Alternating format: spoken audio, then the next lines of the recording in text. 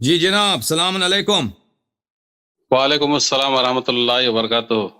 حسن کیا یاری چال صاحب ہیں آپ کیسے کے؟ ہیں؟ اللہ تعالیٰ کا احسان. آپ سنائیں الحمدللہ، کیسے؟ آپ کیسے ہیں؟ میں اللہ تقریباً ایک کی مہینے سے آپ کو سن رہا ہوں جناب. کیا اور نام آپ کیا ہے آپ کا؟ الحمدللہ اہل بیت کا میں چاہنے والا ہوں الحمدللہ. اور ہمارا واٹس ایپ گروپ میں جو چلتی ہے دینی بحث، اس میں سب سے پہلے جو بندہ ہوں. امیر معاویہ کو میں نے کبھی رضی اللہ تعالیٰ عنہ نہیں کہا، کیونکہ اسم دل ہی نہیں گرامی کیا مانا. ہے آپ کا؟ میرا آپ نام کا شیخ عبد الجاوید ہے.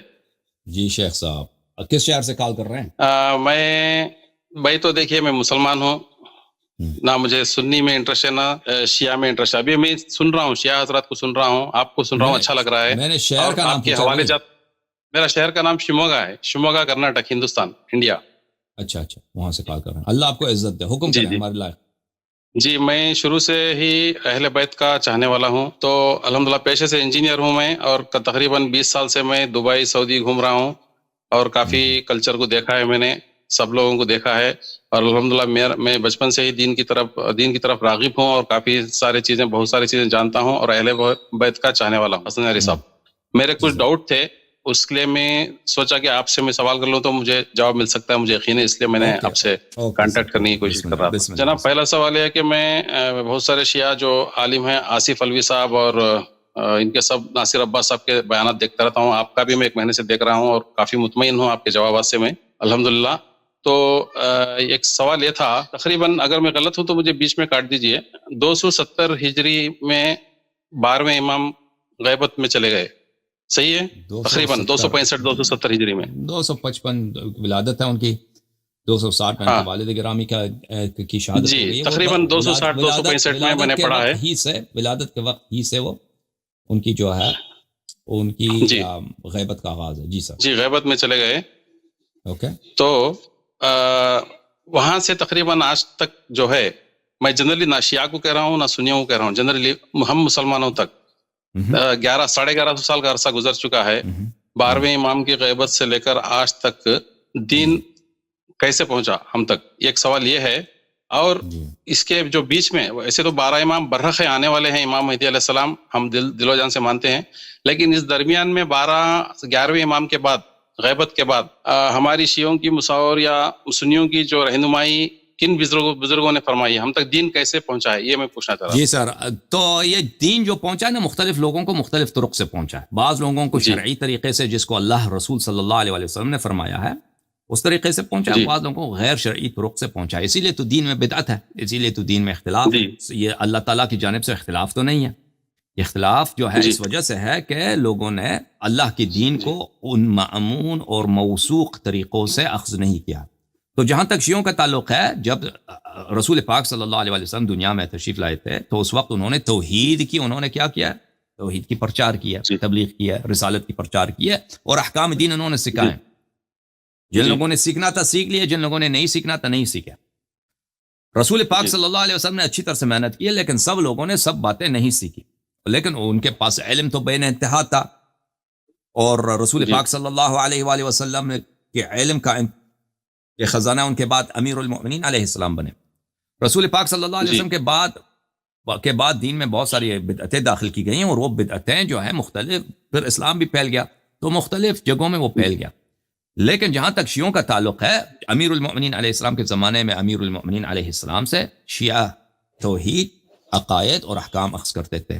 پھر اسی طرح ان کے بعد امام حسن علیہ السلام سے، پھر ان کے بعد امام حسین علیہ السلام سے، پھر ان کے بعد امام زین العابدین علیہ السلام سے، پھر ان کے بعد امام جعفر صادق علیہ السلام سے، یکی بعد دیگر. تو جب تک امام زمانہ عجل اللہ تعالی فرجہ شریف کی ولادت کا وقت آیا تھا، تو شیعوں کے پاس احکام کے لیے اور عقائد کے لیے اتنا بڑا خزانہ موجود تھا. کیونکہ 12ویں امام تو ایسے تو نہیں ہے کہ وہ کوئی ان کا دین اور ہے، ان کے جد کا دین اور ہے، وہ کسی جی اور شریعت ہے، وہ جد کا دین، وہ تو اسی شریعت پر ہے. ٹھیک ہے نا، ہر امام کا اگلا تو شریعت تو نہیں ہے، وہ اپنے جد کے دین پر ہے. تو شیعوں کے پاس علوم کا اتنا خزانہ تھا، اور تعلیفات اتنی تھیں، احادیث، روایات، احکام دین اتنے تھے کہ الحمدللہ رب العالمین بے انتہا.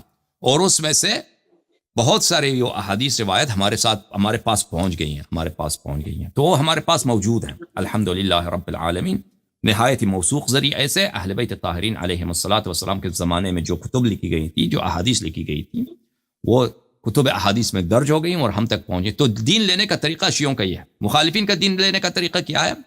وہ انہوں نے اہل بیت علیہ السلام کی اتباع نہیں کی. رسول پاک صلی اللہ علیہ وسلم نے پوری امت کو اور بالخصوص صحابہ سے یہ کہہ دیا کہ اگر میرے پاس تم گمراہ نہیں، میرے بعد تم گمراہ نہیں ہونا چاہتے تو تم کتاب اللہ اور عطرت طاہرہ علیہ السلام کی اتباع کرو. تو صحابہ نے نہ ان کے پاس قرآن تھا، کیونکہ انہوں نے قرآن جمع کرنے کی کوشش کی، لیکن ان کے آپس میں اختلافات رہے کہ یہ قرآن ہم نے جو جمع کی یہ صحیح ہے، اس میں غلط ہے، اس میں کمی کوتاہی ہے. تو خود صحابہ نے شہادت دے دی کہ جو قرآن ہم نے جمع کی اس میں کوتاہی ہے. پھر اہل بیت علیہ السلام کی تو انہوں نے اتباع کی نہیں، اور پھر انہیں صحابہ ہی کے زمانے میں انہوں نے خود شہادتیں دی ہیں، جیسے میں نے اپنے مختلف تقریرات میں ذکر کیا ہے اور آپ کو بتایا ہے کہ دین میں انہوں نے خود کہا کہ سب دین بدل چکا ہے. ابو درداء اور ابو ہریرہ دونوں کی روایتیں صحیح سند کے ساتھ بخاری میں موجود ہیں کہ انہوں نے شہادت دی ہے کہ رسول پاک صلی اللہ علیہ وسلم کے جتنے تعلیمات ہیں انہی کے صحابہ ہی کے زمانے میں، ابو درداء ہی کے زمانے میں اور ابو ہریرہ ہی کے حیات میں تبدیل ہو چکی ہیں، سوائے نماز جماعت کے اور کچھ نہیں رہتا. پھر وقت بدلتا گیا تو اس لازمی بات ہے کہ دین میں اختلافات آ جاتے ہیں، وہ بہت ساری احادیث کھو جاتی ہیں، بہت ساری احادیث جھوٹی بنائی جاتی ہیں. تو یہ سلسلہ چلتا رہا. بہرحال دین ہمیں کیسے ملا ہے؟ سب مسلمانوں کو ایک جیسا نہیں ملا ہے. ہمیں نہایت موثوق طریقے سے اہل بیت علیہ السلام سے ملا ہے. آپ لوگوں کو جس طریقے سے ملا ہے، جن لوگوں سے ملا ہے، انہوں نے خود شہادت دی ہے کہ یہ قرآن بھی ناقص ہے اور آپ کی جو احادیث ہیں ان میں بدعات اور جھوٹی باتیں بے نہایت زیادہ ہیں. انہوں نے خود شہادت دی. جی جناب، اس میں یہ اسی سوال سے ریلیٹڈ آپ رہنمائی فرمائیں کہ اگر کسی 12 اماموں میں سے کسی کی اگر اردو میں آتھینٹک کتاب ہے، اردو میں اگر آتھینٹک کوئی کتاب ہے تو اس کا ہمارے لیے ریفرنس ہو جائے گا پڑھنے کے لیے، سمجھنے کے لیے اہل بیت کرام کو اور بھی قریب سے. ایسی کوئی کتابیں آپ کے پاس ضرور ہوگی اردو میں، آپ 14 تاکہ وہ ہم پڑھ کے سمجھ کے 14 ستارے پڑھیں. پھر میں ہدایت پا گیا، ایک کتاب ہے اس کا نام ہے پھر میں ہدایت پا گیا، اس کو پڑھیں. اور میں ہدایت پا گیا اور 14 ستارے.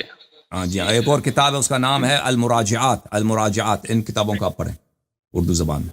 جی جی جی انشاءاللہ کوشش کروں گا جناب. یہ اور میں شیعہ علماء سے سنتا رہتا ہوں کہ جو باغ فدق کا جو واقعہ ہے، اس وقت حضرت فاطمہ سلام اللہ علیہا اکیلی گئی تھیں جب ابو بکر اور عمر نے بلا کے وہ باغ فتح کے جو ڈاکومنٹس مانگے تھے اس وقت کیا ہوا تھا. اور دوسرا، اور جب ان کے اوپر زبردستی حملہ کیا گیا گھر پہ تو مولا علی اس ٹائم کہاں پہ تھے؟ کیونکہ مولا علی نے بڑے بڑے اس کے سوال کے جواب ہم کئی دفعہ دے چکے ہیں بھائی صاحب. آپ دیکھیں امیر المومنین علیہ السلام گھر میں تھے، انہوں نے وہ بہت دفعہ جواب دے چکے ہیں نا کہ انہوں نے اب عمر کو پکڑ کے عمر کی پٹائی فرمائی انہوں نے.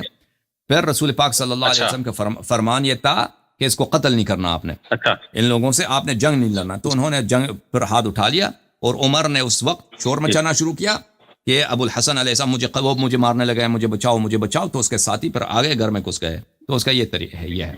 اوکے حسن بھائی، ایک سوال ہے. قرآن مجید جو ہے آپ کے بھی بیان سنتا رہتا ہوں میں، جو کمپلیٹ کتابی شکل میں مولا علی کے زمانے میں جمع ہو گیا تھا یا کب جمع ہو گیا؟ تو آپ اس سوال کے جواب کے لیے اپنے عالم کو لے کے آئیے، ٹھیک ہے نا، تاکہ قرآن کے موضوع پر آپ کے عالم سے گفتگو ہو سکے قرآن کی تاریخ پر، کیونکہ اس میں کچھ تفصیل ہے. ان تفصیلات کو ہم اس مختصر انداز میں بیان نہیں کر سکتے. آپ کے شہر میں علماء ہوں گے یا دوسرے شہروں میں جن سے آپ آن لائن رابطے میں ہیں، تو ان کو لے کے آئیے تاکہ تفصیل کے ساتھ دونوں فریقین کے مواقف کو یہاں پہ بیان کیا جائے، تاکہ سب لوگوں کو پتہ چل جائے کہ ہماری بات کیا ہے اور ہمارے دلائل کیا ہیں اور مخالفین کے دلائل کیا ہیں. حسن یاری صاحب، آپ کے دلائل کے اوپر مجھے اعتبار ہے. بس میں یہ چاہ رہا تھا کہ کون سے مولا علی کے دور میں وہ کمپلیٹ قرآن جمع ہو گیا تھا یا مولا حسن کے زمانے میں ہو گیا تھا. میں یہ جاننا چاہ رہا تھا کیونکہ اس کا جواب کوئی دے نہیں پا رہا ہے، میں نہیں سنا اس لیے. امیر المؤمنین علیہ السلام کے زمانے میں اہل بیت علیہ السلام انہوں نے خود رسول پاک کی فرمان تھی، وصیت تھی، انہوں نے فوراً رسول پاک صلی اللہ علیہ وسلم کی وفات کے فوراً بعد پورا قرآن جمع فرمایا تھا. Thank you sir, thank you, بہت مہربانی آپ کی، بہت خدا. تھینک یو، شکریہ جناب. السلام علیکم. خدا آپ کو عزت دے. Thank you sir.